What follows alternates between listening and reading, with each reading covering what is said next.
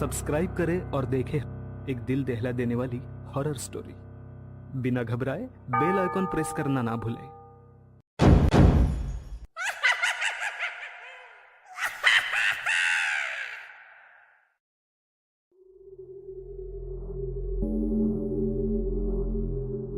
इस कहानी के लेखक हैं संजय कांबले।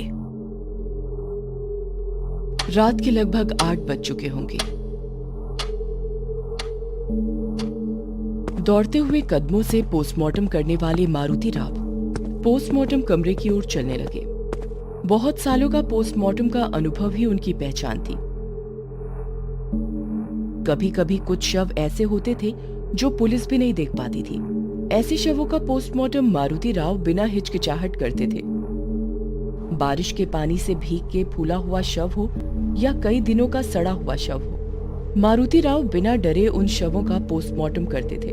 उनके इस साहस की वजह से उनके सारे सहकर्मचारी उनकी बहुत तारीफ करते थे। इसी खासियत की वजह से अस्पताल के सीनियर डॉक्टर सावंत के साथ उनकी अच्छी दोस्ती थी। चलते चलते मारुति राव के दिमाग में कल रात की सावंत साहब के साथ की हुई बात घूम रही थी।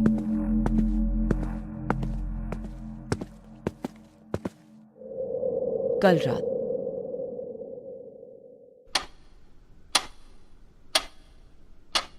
लगभग 11 बजे थे। मारुति राव अपने सोफे पर बैठे हुए थे। अचानक फोन की घंटी बजी।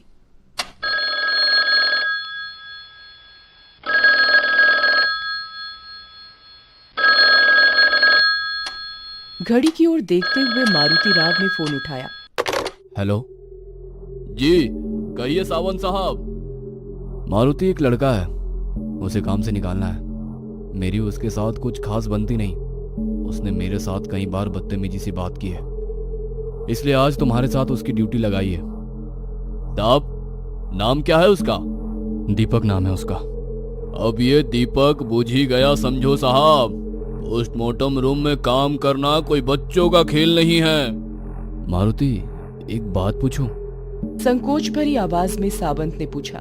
सावंत साहब, संकोच किस बात का है? पूछिए जो पूछना है। मारुति, तुम इतने सालों से पोस्टमार्टम कर रहे हो, पर क्या तुम्हें भूत प्रेत आत्मा इन बातों पर विश्वास है? भूत? साहब, ये सब मनगढ़ंत कहानियां हैं। मुझे ऐसे मनगढ़ंत कहानियों पर विश्वास नहीं है। बहुत ही आत्मविश्वास के साथ मारुति राव ने जवाब दिया। और बताइए साहब, आप वापस कब लौट रहे हो? अभी भी मुंबई में ही हूँ, कल तक पहुंचूंगा। मुंबई से करीब 8 घंटों का सफर है। और एक बात मारुति, वो लड़का यानी दीपक की एक खासियत है। खासियत? कौन सी खासियत? अभी थोड़ा व्यस्त हूँ, वैसे भी कल आने वाला हूँ, तो मिल के बात करते हैं। कल की वो बात याद करके मारुति राव मन ही मन मुस्कुरा रहे थे। आज फिर सावंत साहब ने एक जिम्मेदारी मुझे सौंप दी। जिन लोगों को काम से निकालना होता है, उन लोगों की ड्यूटी सावंत साहब मेरे साथ पोस्टमार्टम कमरे में लगाते हैं। यानी कि वो खुद काम छोड़ देते हैं, उन्हें निकालने की नौबत ही नहीं आती है। चलते चलते मारुति राव पोस्टमार्टम कमरे के पास पहुंच गए। वहां 24-25 साल का एक लड़का खड़ा था। सामने टेबल पर सफेद कपड़े के नीचे एक शव भी था। नाम क्या है तुम्हारा? सर दीपक। दीपक, पोस्टमार्टम करते हुए भूज मत जाना दीपक। मारुति राव ने अपनी पोशाक पहनी और दीपक से कहा। डर लग रहा हो तो अभी बताओ। यहाँ कई लोग चक्कर खाकर गिर चुके हैं। मारुति राव ने शव से सफेद कपड़ा हटाते हुए कहा। लगभग 25 साल उम्र होगी इसकी। सिर पूरी तरह कुचला गया है, शायद किसी बड़े पत्थर से खून किया है। शव की अवस्था देख दीपक ने आंखें बंद कर ली। इतने में ही डर गए? सिर्फ सिर तो फटा है, पोस्टमार्टम में तो शरीर के सारे अंग निकालने पड़ते हैं। तब क्या करोगे? मारुति राव की बात दीपक को बुरी लगी। उसने हिम्मत करते हुए शव की ओर देखा और कहा। इसका खून नहीं हुआ है। काम पे जाते वक्त गाड़ी फिसल गई होगी और तभी किसी भारी गाड़ी के नीचे उसका सर कुचल गया होगा, इसलिए चेहरा भी पहचान नहीं सकते। अरे वाह, बहुत ही हिम्मत वाले हो। देखते ही निष्कर्ष निकालने लगे। बिना कुछ कहे दीपक शांति से खड़ा होकर देखता रहा। मारुति राव ने टेबल के पास रखे सर्जिकल ब्लेड को उठाया और दीपक की ओर देखते हुए कहा, इतना डरे हुए क्यों लग रहे हो? पोस्टमार्टम तो इसका हो रहा है और दर्द तुम्हें क्यों हो रहा है? तभी दीपक ने उस शव की तरफ देखते हुए गंभीरता से कहा, मौत के बाद इसके शरीर से बाहर पड़ी आत्मा अपने शरीर का पोस्टमार्टम होते हुए दिखेगी तो उसे कैसा लगेगा? दीपक की ये बात सुनकर मारुति राव ने हंसते हुए कहा, आत्मा, भूत प्रेत आत्मा, ये सब मनगढ़ंत कहानियां हैं। मुझे इन सब बातों पर विश्वास नहीं है। दीपक चुपचाप खड़ा रहा और गंभीरता से बोला, मनगढ़ंत कहानियां? माफ कीजिए सर, पर जब तक हम देखते नहीं हम विश्वास नहीं करते, और हम विश्वास करें या ना करें इन्हें फर्क नहीं पड़ता।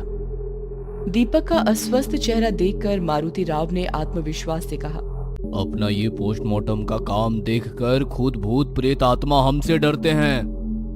हो क्यों डरे भला? उन्हें किस बात का डर?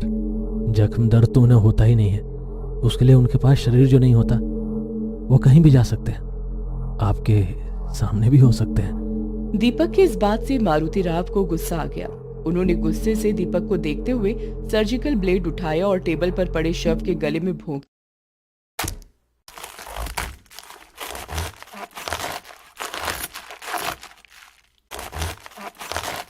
ये सब नजारा देखकर दीपक की आंखें फटी की फटी रह गईं। उसके चेहरे का रंग ही उड़ गया। दीपक के चेहरे का उड़ा रंग देखकर मारुति राव ने उस शव के शरीर के अंदर हाथ डाला और शरीर के कुछ अंग बाहर निकाले और कहा, इसके फेफड़े की हालत देखी? दारू सिगरेट का परिणाम है। अपनी तिरछी नजर से दीपक की जेब से ऊपर निकली सिगरेट के पैकेट को देखते हुए मारुति राव ने कहा, तुम्हारे फेफड़ों का भी यही हाल होगा। लगे हाथ उनकी भी जांच करे क्या? मुस्कुराते हुए उन्होंने कहा, पर दीपक बिना कुछ कहे चुपचाप खड़ा रहा। मारुति राव ने थोड़ा थोड़ा करते हुए पूरा शरीर चीर दिया। आवश्यक अंगों के सैंपल ले लिए। एक हथौड़े से उन्होंने खोपड़ी को अलग किया जैसे कि कोई ढक्कन खोला हो। दीपक भावना शून्य चेहरे से उस शव की ओर देखता रहा। उसके चेहरे को देखते हुए मारुति राव मन में कहने लगे, लड़का बहुत निडर है। चीर फाड़ किए हुए शव को वापस सिल दिया और कहा, दूसरी शव का पोस्टमार्टम भी मैं ही करूंगा। आज तुम बस देखने का काम करो। पोस्टमार्टम किए हुए शव को ढक दिया। वहीं उनकी नजर बाजू में सफेद कपड़े से ढके हुए दूसरे शव पर पड़ी। थोड़ी देर पहले ही वो शव वहां रखा था। शव के बाजू में पैड पर शव का नाम लिखा था। नाम पढ़कर मारुति राव की आंखें फटी की फटी रह गईं और दीपक की ओर डर भरी आंखों से देखने लगे। दीपक निडर जैसा खड़ा था। क्या सचमुच दीपक निडर था या वो निडर होने का नाटक कर रहा था? मारुति राव कुछ समझ नहीं पा रहे थे। मारुति राव ने टेबल पर रखे पैड को उठाया और उस पर लिखी जानकारी पढ़ ली और शव पर रखे सफेद कपड़े को हटाया और उनके हाथ से पैड फिसल कर नीचे गिर गया। इतनी देर आत्मविश्वास दिखाने वाले मारुति राव के चेहरे का रंग उड़ गया था। वो झट से टेबल से दूर हो गए। उनके चेहरे पर अजीब सा डर था। दीपक उनकी ये हालत देखते हुए उनके पास गया और कहा, डर गए? मारुति राव को खुद की आंखों पर विश्वास नहीं हो रहा था। डर से भरी हुई उनकी आंखें उस शव को देख रही थी। दीपक ने शांति से उनके कंधे पर हाथ रखा और कहा, भूत प्रेत आत्मा, इन सब की एक अलग दुनिया होती है, पर आप जैसे कुछ लोग इस अदृश्य शक्ति को नकारते हैं। आपके नकारने से उनका अस्तित्व और ये सत्य नहीं बदलता। मारुति राव एकदम चुपचाप एक मानसिक सदमे में थे। कहीं ये सपना तो नहीं? नहीं, ये तो सच है। उनकी आंखें फटी की फटी थीं, जैसे उन्हें सांप सूंघ गया हो। अभी अभी पोस्टमार्टम किए हुए शव को वो पीछे मुड़कर देखने लगे। सब कुछ मारुति राव की कल्पना शक्ति के परे था। मारुति राव की ये हालत देखकर दीपक के चेहरे पर एक अजीब सी मुस्कान आ गई। उनके रंग उड़े हुए चेहरे को देखते हुए दीपक ने कहा, आपका चेहरा बता रहा है, ऐसा दृश्य आपने अपनी जिंदगी में पहली बार देखा है। तभी दरवाजा खोलते हुए सीनियर डॉक्टर सावंत और उनके सहकारी शिंदे अंदर आ गए और टेबल पर रखे शव को देखते हुए कहा, ये अचानक कैसे हुआ? रात को नींद में दिल का दौरा पड़ा। रात को जो सोए तो उठे ही नहीं। ऐसे अचानक मौत हुए इंसान की आत्मा यह बात स्वीकारती नहीं है कि शरीर अब खत्म हो गया है। वो आत्मा हर रोज की तरह सारे काम करती है। दीपक की इस बात ने दोनों का ध्यान खींच लिया। अरे हाँ शिंदे, ये दीपक है। इसने आज से ही ड्यूटी ज्वाइन की है। और हाँ, इसकी एक खासियत भी है, ये प्रेत आत्माओं के साथ बातें कर सकता है। तभी शिंदे ने हंसते हुए कहा, यानी अपने मारुति की आत्मा उसके शव के साथ काम करने आई होगी। इस लड़के को ही पूछ लो। वैसे तो मेरा भूत प्रेत आत्मा इन सब मनगढ़ंत कहानियों पर विश्वास नहीं। टेबल पर रखे दोनों शव का पोस्टमार्टम कर दो शिंदे। तभी दीपक ने टेबल पर रखे मारुति राव के शव का चेहरा ढक दिया और सावंत साहब के पीछे आधी खुली खिड़की की ओर देखते हुए कहा, मारुति राव भी इन मनगढ़ंत कहानियों पर कहाँ विश्वास करते थे। दीपक की ये बात सुनकर सावंत साहब सुन्न हो गए। उन्होंने उसी खुली खिड़की की ओर देखा जहां दीपक देख रहा था। तभी एक ठंडी हवा का झोंका खिड़की से अंदर आया।